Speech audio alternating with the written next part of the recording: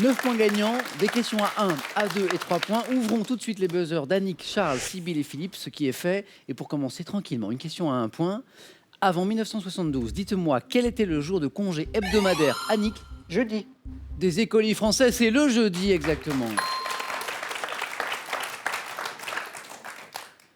Une question à 2 points, la première, la voici. En 1857, quel récit, on reparle d'enfance d'ailleurs, quel récit pour enfants de la comtesse de Ségur constitue, Philippe, Les malheurs de Sophie. le premier titre paru dans la toute nouvelle collection La Bibliothèque Rose?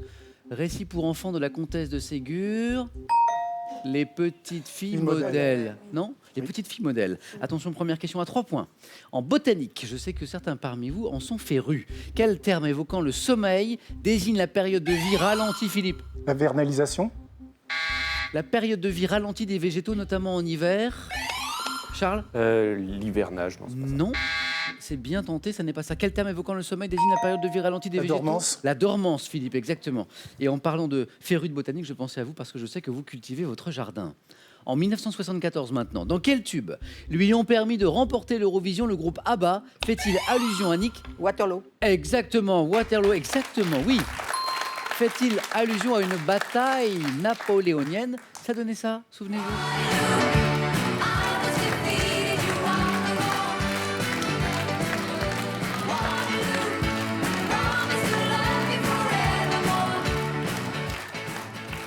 Un titre qui a été élu meilleure chanson jamais présentée à l'Eurovision. 2 points pour Annick, qui est la seule à avoir débloqué son compteur. Écoutez bien, vous allez comprendre pourquoi. On pose un tapis carré de 3 mètres de côté dans un salon d'une superficie de 20 mètres carrés. Quelle surface de la pièce le tapis ne recouvre? 11 mètres carrés. Mais oui. Alors, Annick, faites-moi le calcul. Parce 3 x 3, 9, moins 20. Tout simplement, enfin, Samuel, quelle surface de la pièce le tapis ne recouvre-t-il pas? 11 mètres carrés, puisque le tapis couvre effectivement une surface de 9 mètres carrés. Calcul mental, Annick? Non, pas trop, pourtant. Ah bah si. Ah, en tout cas, mieux que Charles, Sybille et Philippe, Oui. pardon. Oui, c'est sûr. Désolé. En 2017, et c'est une nouvelle question à 3 points, quel sprinter a remporté son 2e titre de champion de France de cyclisme lors de la course en ligne? 2017, quel sprinter a remporté son 2e titre de champion de France de cyclisme? C'était Arnaud Démare. Arnaud Démare. Démare pour un cycliste, c'est pas mal. En 1981, quel archéologue Harrison Ford incarne-t-il, Charles? Indiana Jones. Excellent, Indiana Jones, oui. Dans Les Aventuriers de l'Arche perdue, autre saga, Charles, puisqu'on oui. parlait ensemble de Star Wars tout à l'heure. C'est une saga que vous avez suivie aussi. Oui, qui est manifestement. sympathique aussi. Aventuriers de l'Arche perdue. En 1608, quel explorateur français fonda la ville de Québec? Sybille? Jacques Cartier. Non, ça n'est pas Jacques Cartier. Philippe? Montcalm. Non plus. Charles? Champlain. Samuel de Champlain est la bonne réponse, bravo. Belle série de Charles, 2 points de plus. Samuel de Champlain. Quelle langue dravidienne est avec le singalais la langue officielle du Sri Lanka? Charles encore? L'Indien. Non. Philippe? Le tamoul. Excellent, le tamoul. Philippe, notre champion, rentre bien dans le match avec cette question à 3 points, Philippe. Et maintenant, tous les 4, à la maison aussi, regardez ceci. Le billet, ça rappelle des souvenirs, ça de 200 francs que vous apercevez à l'écran évoque un temps que les moins de 20 ans ne peuvent pas connaître puisqu'il fut imprimé jusqu'en 94. Quel écrivain? Montesquieu. Joli, Eh oui. Montesquieu, bien sûr. Quel écrivain et philosophe, auteur notamment de l'ouvrage De l'esprit des lois, est représenté sur ce billet? C'était bien Montesquieu. C'est vrai que ça rappelle des souvenirs, hein, ces billets-là. Montesquieu, bravo. Chez les abeilles maintenant, chez les abeilles, comment appelle-t-on le mâle chargé de... Le Philippe? faux bourdon. Mais oui. Ça y est, on ne l'arrête plus, Philippe. Le faux bourdon qui est chargé de féconder la reine. Le faux bourdon, Philippe, 6 points. En 1592, à quel peintre vénitien doit-on le paradis? Annick, Le Titien. le paradis qui, avec un format de presque 10 mètres sur 25, est l'un des plus grands, Charles. Véronèse. Un des plus grands tableaux du monde. Peintre vénitien, le paradis... Philippe? Le Titien. Non. Je crois que ça avait été dit, effectivement. Sybille? Canaletto. Non. C'était le Tintoret. Ah oui. Le Tintoret. Quel fromage, également appelé boule de Lille, doit sa couleur orangée?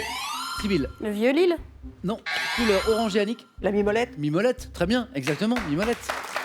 Au carotène qui colore sa pâte. Dans l'architecture arabe traditionnelle, quel nom porte l'écran ouvragé en bois placé... Philippe, Moucharabier. le moucharabier, exactement, c'est ça. Moucharabier, cet ouvrage, donc en bois, placé en avant d'une fenêtre qui permet quoi? De voir sans être vu. Moucharabier. Bravo Philippe, vous n'êtes plus qu'à 1 point de la manche suivante du 4 à la suite. Nous cherchons une vitamine, mais laquelle? Quelle vitamine intervenant dans la coagulation du sang? Vitamine K. K, exactement, K, bravo. Philippe l'avait aussi, je crois. Hein, Ah oui. est la seule avec la vitamine D à être essentiellement produite par le corps humain. C'est la vitamine K. Écoutons ceci. Quand nous en serons au temps des cerises, et rossignol et merle moqueur seront tous en fête. Les belles auront... C'est magnifique. Alors, une information d'abord, ça n'est pas encore la question. Vous venez d'entendre Cora Vauquer interpréter le célèbre Temps des cerises, vous l'avez reconnu, dont les paroles sont dues à Jean-Baptiste Clément et la musique à Antoine Renard. Voici la question. Bien qu'elle n'a pas été chantée pendant les événements, à quelle, Sybille? La commune. Oh, voilà. La Commune de Paris. Voici la question, donc, parce que vous avez répondu très vite. Bien qu'elle n'ait pas été chantée pendant les événements, à quel mouvement insurrectionnel parisien de 1871 cette chanson reste-t-elle associée? La Commune de Paris, très bien. Pour 2 points, en physique. En physique, quelle particule spécifique de la lumière classée dans le groupe des Charles? Le photon. Joli photon. Classée dans le groupe des bosons et porteuse des interactions électromagnétiques. 2 points. Une nouvelle question à 3 points qui ferait les affaires de chacun d'entre vous. En phonétique, quel verbe pronominal exprime le fait pour une lettre de devenir muette? Sybille? Satonner, mais c'est pas ça. Non. Quel verbe pronominal, Charles? L'élision. Non. Exprime le fait pour une lettre de devenir muette? Je l'ai. Ça vous est revenu, Sybille? Peut-être. Dites-moi. S'assourdir. Non. Alors moi, je l'ai appris en préparant cette émission, je ne connaissais pas ce verbe. C'est le verbe s'amuir. S''A''I''R. S'amuir. Voilà. Je pense que parmi vous qui nous regardez, vous êtes quelques-uns à l'avoir appris aussi ce soir. Donc c'est le verbe qui exprime le fait pour une lettre de devenir muette. On n'utilise pas au quotidien, c'est vrai. À quelle très ancienne discipline sportive, dont les règles ont été édictées en 1592, doit-on l'expression Sybille? L'escrime. Épater la galerie. Charles? Le jeu de paume. Mais oui, exactement. Qu'est-ce qui vous met sur la voie du jeu de paume? La galerie. La galerie, exactement. Et vous êtes qualifié, Charles, pour le 4 à la suite. Et Charles a raison. Exactement, parce que les parties se pratiquaient sur des terrains couverts qu'on appelait les tripots, qui étaient bordés par des galeries. Voilà. Et il arrivait que les spectateurs présents dans les galeries soient épatés par les prouesses techniques des joueurs, donc du jeu de paume, d'où l'expression épater la galerie. Voilà pour la petite histoire. Un premier qualifié, 2 places encore à prendre, et chaque bonne réponse va vous rapporter 2 points. Dites-moi quelle est la couleur de la céramique chinoise appelée Sybille? Blanc. Céladon. Philippe? Bleu. Céladon. Annick? Vert. Exactement. Pour être précis, le vert pâle, qui est revêtu d'une couche d'émail colorée à base d'oxyde de fer qui lui donne sa couleur caractéristique, le vert pâle. Annick, vous n'êtes qu'à, comme Philippe d'ailleurs, une seule bonne réponse de la qualification. En gastronomie, quelle glace à base de lait d'amande et de fruits confits doit son nom à une ville thermale? Sybille? Non. De Annick. Plombière. De Lorraine, c'est Plombière, la glace Plombière. Annick, vous êtes qualifiée, je le disais, bravo. Il va me falloir. La Plombière, c'est la glace, et la ville, c'est Plombières-les-Bains. Vous cherchez un instrument. Quel instrument en forme de T ou de triangle rectangle sert à tracer des angles, Philippe? Une équerre. Philippe? Ça y est, vous êtes qualifié pour le 4 à la suite. Merci.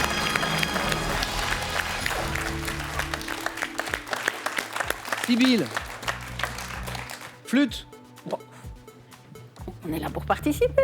Oui, et puis vous n'êtes pas Fanny, comme on dit, puisque... C'était le but. Hein?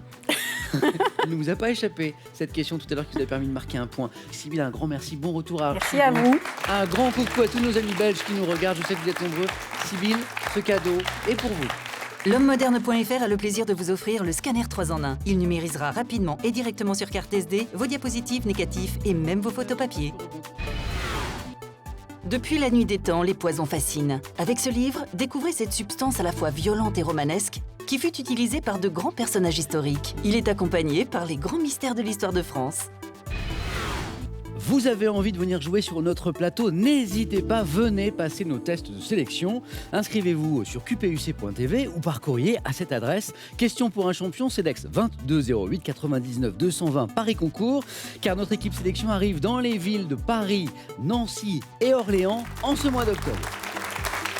Allez, le 4 à la suite, vous le savez dans un instant, mais je vais vous faire jouer d'abord. Jouer pour gagner soit, on ne se moque pas de vous, soit une voiture familiale, soit 20 000 euros. C'est beau avec cette question que je vous ai posée en début d'émission. Je vous la repose. Selon une expression, quel animal prend-on par les cornes lorsqu'on affronte une difficulté? 1. Un taureau. 2. Un escargot. La bonne réponse, 3243 pour le téléphone et par SMS 1 ou 2 ou 7 10 20. Tirage au sort parmi toutes vos bonnes réponses. Félicitations à Philippe, à Annick, à Charles. On joue maintenant, je vous le disais, au 4 à la suite.